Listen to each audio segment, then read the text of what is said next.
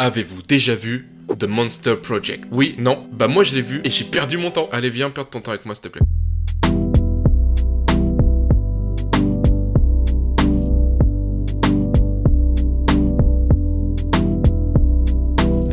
Réalisé par Victor Mathieu, totalement inconnu au bataillon, qui a aussi fait de la merde du type Tombstone Brides, Carniville, Deadlist. Vu ce qu'on va voir là, j'ai aucune envie de me pencher sur les travaux du bonhomme. On y retrouvera Toby Hemingway, qui a joué dans Black Swan, ou encore Time Out. Le pauvre a dû se perdre après ça. Mais filez-lui un GPS qui donne la réplique à Justin Browning, qui lui a joué dans pas mal de séries comme Cold Case, Castle, Les Experts, K2000, le reboot, Grey's Anatomy, Hawaii Five-O, Lucifer, etc. Bim, ça commence, caméra embarquée en vision de nuit. Ah, encore un fun footage. Cool. On est dans une maison directement dans l'action et le caméraman nous apprend qu'il y a quelque chose sur le toit. Sur le moi? Non, le toit de la maison. Coucou. Ah, ok. Tu peux continuer. Après plusieurs minutes de recherche, il sort et tente d'impressionner. J'ai un 9 mm. Et j'ai un crucifix aussi. Attends, recommence. J'y ai pas cru. Il monte, un grognement se fait entendre et on aperçoit quelque chose. Quand soudain, faisant chuter le caméraman.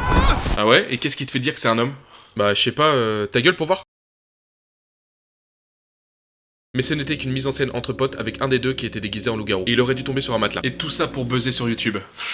Ridicule. YouTubeur. C'est même pas un métier, hein. Mais il devait pas avoir les droits. Du coup, c'est sur VidPro. Mais les 134 000 vues ne suffisent pas. Et ils deviennent gourmands. Pour cela, ils voudraient aller chercher de vrais monstres. Mais ça n'existe pas, ils sont bêtes ou quoi? Tu sais, le vrai visage des monstres se cache au fond de chaque être humain. C'est à la fois profond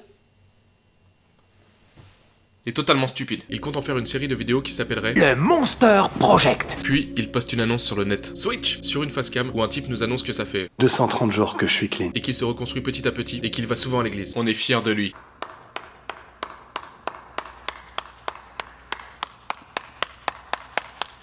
Une fille débarque sur la vidéo, c'est sa coloc, et on apprend qu'elle est réalisatrice. Switch. On retrouve nos petits youtubeurs en air. Pourquoi? Ils vendent des tondeuses qui s'apprêtent à rencontrer un loup-garou potentiel. Putain, ça a l'air simple, hein. Je cherche une licorne dans les environs de la Bretagne. Merci. Ils arrivent dans le désert où quelque chose les observe. Ouh. Mais la caméra n'a plus de batterie. Ah. Ça... Quand soudain...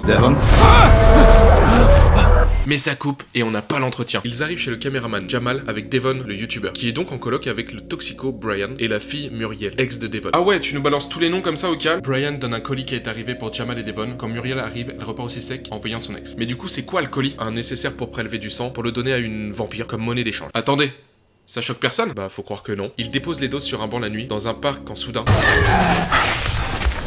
Oh merde! Putain, merde! C'était quoi ça? C'est rapide, un vampire. Plus tard dans la nuit, Jamal est réveillé par des coups sur la porte. Oh merde, mais putain, c'est quoi ce bordel? Et donc le premier réflexe, c'est de filmer. Réflexe, filmer.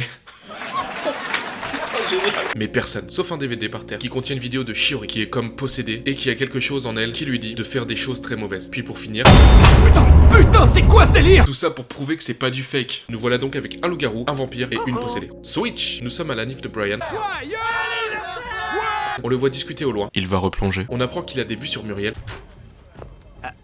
Il paraît qu'on doit toujours en avoir une à son anniversaire. Devon débarque, ce qui déplaît à Muriel. Ils ont une discussion à l'écart. Il lui demande alors de réaliser le Monster Project. Fin de la fête. On remarque que ses pupilles sont super dilatées. Discutant de la soirée et de la proposition de réalisation, Muriel se laisse aller. Oh! Même lui, il est content, mais n'assume pas. J'aurais pas dû... Merde. Moi, je vais aller me coucher. Oh.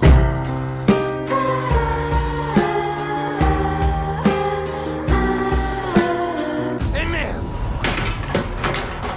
Plus besoin de ça maintenant. T'es un putain de lâche, mec. Je l'avais dit. Switch. On arrive sur le lieu du tournage, une vieille maison condamnée où s'introduisent parfois des squatteurs faisant des rituels sataniques à base de sacrifices d'animaux, ou pour des drogués, ou pour des couples qui veulent passer un moment en amoureux. C'est ça, oui. Du coup, il fait installer un système de caméra. Très pratique pour filmer. Dans les années 60, c'était un genre de quartier général pour un groupe satanique ou quelque chose comme ça. À l'intérieur, le proprio se demande où est Martha. Martha? Martha? Mais c'est qui Martha? Je sais pas, demande-leur. Il est quelle heure? Mais non, demande-leur à eux. Bah c'est pas trop le moment, on va les laisser s'expliquer. Je croyais t'avoir dit de lever la lunette des chiottes. T'as qu'à faire la vaisselle aussi, j'en ai marre d'être le seul à le faire. Évite de finir les chips la prochaine fois, sinon je retourne vivre chez ma mère, Martha. Martha, comme ma maman.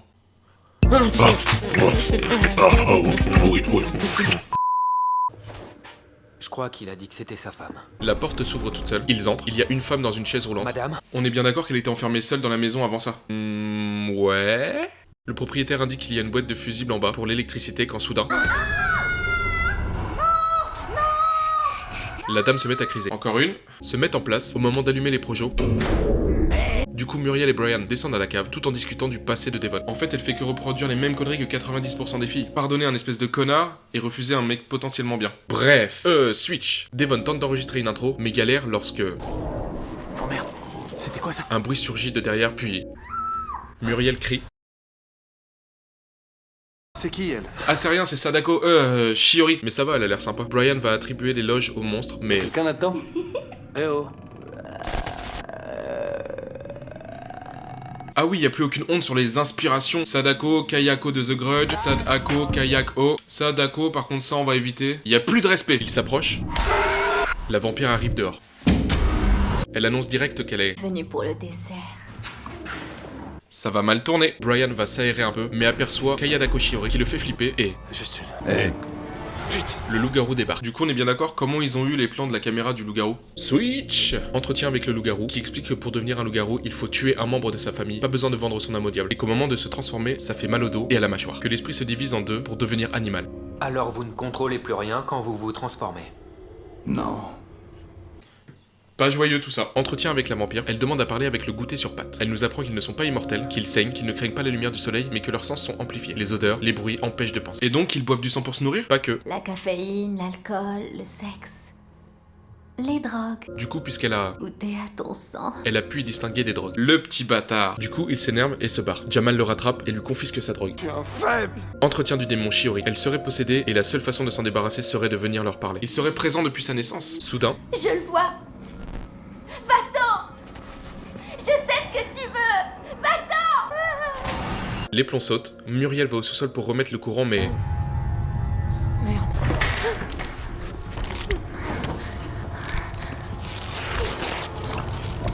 Je vais chercher de l'aide. Le loup-garou se transforme.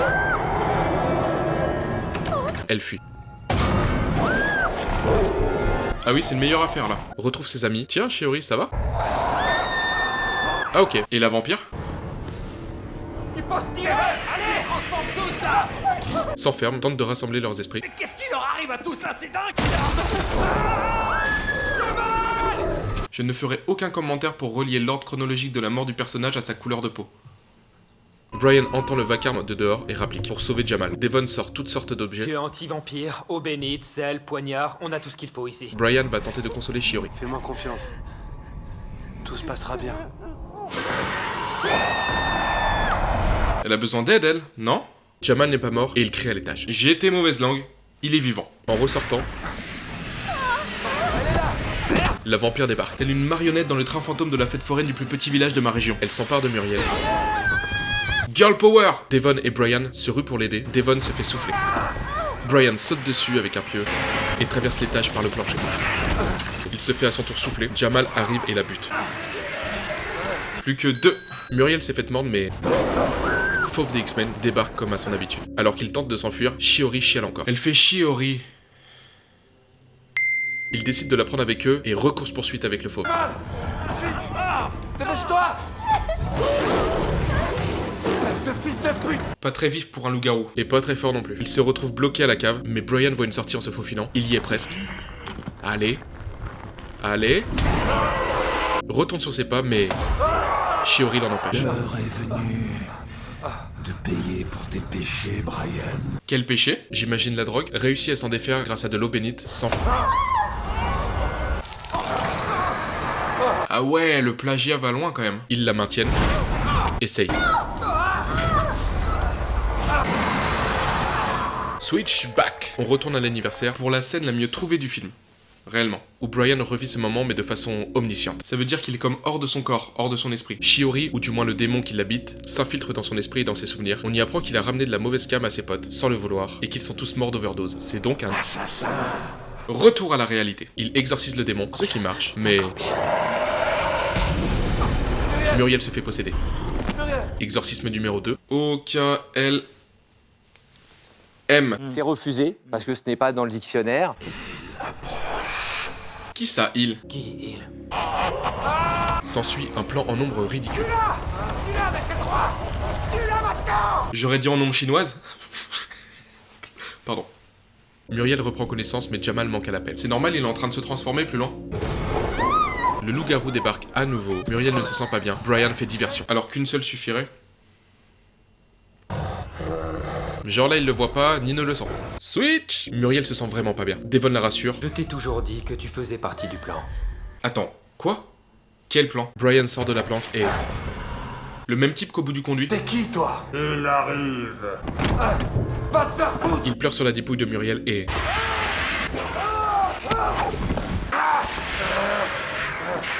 Il s'est fait mordre là. Oui, mais... Le loup-garou redébarque, course-poursuite, pète la porte, sort par la fenêtre. Aïe! Survie sans séquelles. Pourquoi pas? Court à travers la forêt, arrive à une baraque, bute le loup-garou empalé. Comme Anthony Hopkins dans Un couteau tiré en 96. Super, le plagiat continue. Arrive dans une salle avec des moniteurs de vidéosurveillance qui sont reliés à la maison, sur lequel on aperçoit des gens qui ramassent le cadavre de ses potes. Un pentagramme avec des photos de ceux-ci. Ça sent le bouclet dedans. Je crois que ces drogues t'ont vraiment rendu con. Le FDP... Devon avait tout orchestré. Avec sa secte capuchée, il a même des pouvoirs. Ça va loin là. Chaque corps est disposé de chaque côté, lui au centre. Le bouc était en fait le proprio des lieux. Brian se fait égorger. Tout ça pour... Que l'antéchrist ressuscite! Ok, du coup, pas de happy end. Bon, conclusion et morale de cette histoire. Le cinéma est un art complexe qui n'est pas donné à la portée de tout le monde. Et il vaut mieux effectivement bien choisir ses potes.